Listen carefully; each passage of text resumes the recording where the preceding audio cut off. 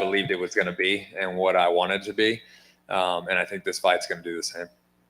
I mean, for us on paper, obviously, we look at it and we go like, this is going to be an absolute war, right? But can you let yourself go into a fight thinking like that? Or do you have to think like, no, I'm going to go in there and I'm not going to get hit. This is going to be clean. I'm going to execute like that. Yes and no. I mean, I'm going to get hit.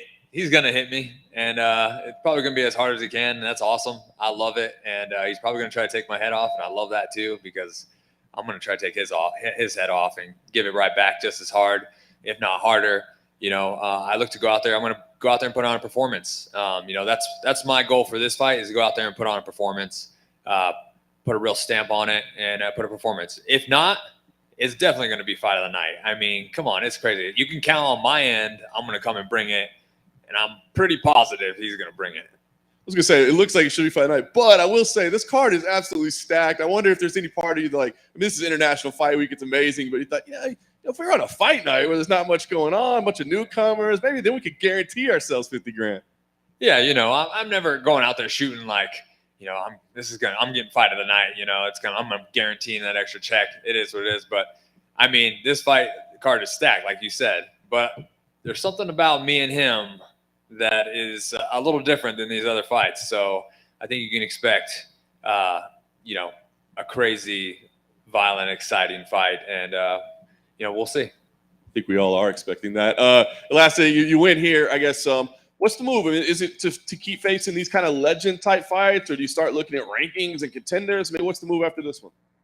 The move is fight whoever comes next. I'm not a guy to turn down fights or say no to people. So whoever the UFC wants to send me, obviously, I want to climb the ladder. There's people I would like to fight that excite me more for sure.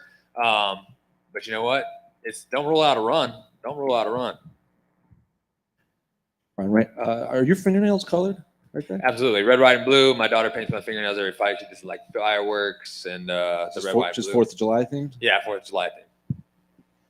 Brian, back here. Sorry. So I'm curious. You mentioned Robbie being that fight for you. It was that one's the A1 for you. So when you actually saw the name, how did you react to that? Yeah, I was kind of mind blown, super excited. Couldn't believe it. Like, I had asked for it after my last fight, and I just wasn't sure. I kind of heard some rumors that he may have had a fight scheduled or anything, but so I was like, I don't care. I'm going to put his name out there because I would love that fight. And when it came through on an email and I saw it, I was in the car with my kids and my wife, and I was like, she was walking out of the store, and I rolled down the window. I was like, you're not going to believe it. You're not going to believe it. And she's like, what? I was like, I got Robbie Lawler. She's like, no way. And we freaked out. And then, but we were super excited. I feel like the Matt Brown fight did a lot for you. It got you on a lot of people's radars. You got a new deal out of everything. And now you get this Robbie Lawler fight. How much has life changed for you since the fight with Matt Brown? Has it changed a lot? Are you noticing sort of an uptick in your popularity and people being interested in you? I don't really pay too much attention to that at all. I'm on social media, but I'm not on it a lot. My focus after the fight completely goes into my family and what we're doing on the outside. It's awesome to see people, if people love to watch me fight, that's great, because I'm going to come bring it every single time and, put on a show for them while enjoying myself at the same time. So hopefully people love to watch me fight. The new deal was awesome. I'm glad I got a new deal, and to break it in with Robbie Lawler makes it that much sweeter. So yeah, hopefully I continue, people continue to love to watch me fight, because I'm going to come and put on a show for them. And lastly, you're obviously a fan of Robbie. You've watched all of his great wars over the years. And I spoke with him last week, and I asked him which fight stood out to him more, the fight with Rory McDonald or the fight with Carlos Condit, because they were 7 months apart. So as a guy from the outside looking in, as a fan who probably consumed both of those fights, which one stands out to you more? Is it the Rory fight or is it the Carlos Condit fight? To me, it's the Rory fight. Like, that's the one that comes to mind every time. But I hope to take that slot in his mind. I hope when we're done with this fight, I hope he thinks, that was the toughest guy. That was the best war I've ever had. We went at it, gave it right back and forth. And so I hope I take that #1 slot. Brian, right in the center here. How's it going? You told me previously that you had actually met Robbie years ago at International Fight Week, interestingly enough. How much have you thought about that as Fight Week's getting closer to the actual fight?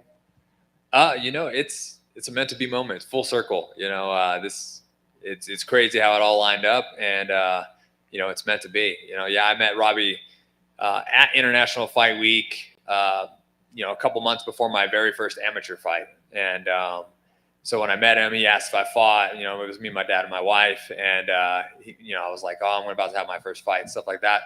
Nice guy. I was a fan then too, so for us to get matched up is huge because I've always been a fan of how he fights and everything, but also like the fact that it's on International Fight Week and everything is pretty crazy, and just solidifies that it's like a full circle moment meant to be.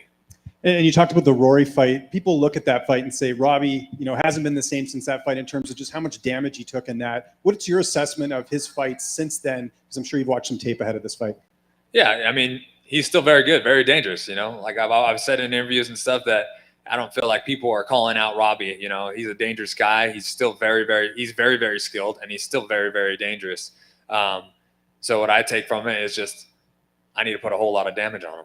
And just last question, have you seen any of your other former MMA lab teammates this week, Jared Cannonier, Sean O'Malley? Have you seen them at all? And if so, what was that like to, again, be a part of this card with them?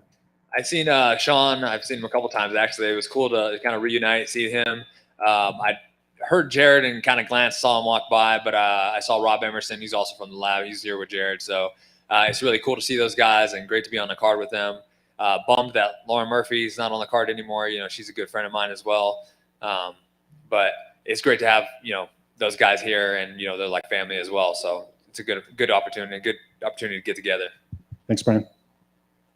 Hey, Bryan, back here. Way back here. Gotcha. There you go. Just one. I saw that you obviously have your pet pig, Macho Man. Do you have any other pets named after pro wrestlers? No. He's the only one after pro wrestlers. We're looking at some other names too. But we have another boy pig. His name is Big Boss Hoss, and I was wanting to name him like Hulkamania or something like that. But my wife was like, "Oh no," but she fell in love with Macho Man when I threw that one out. So, Thank you.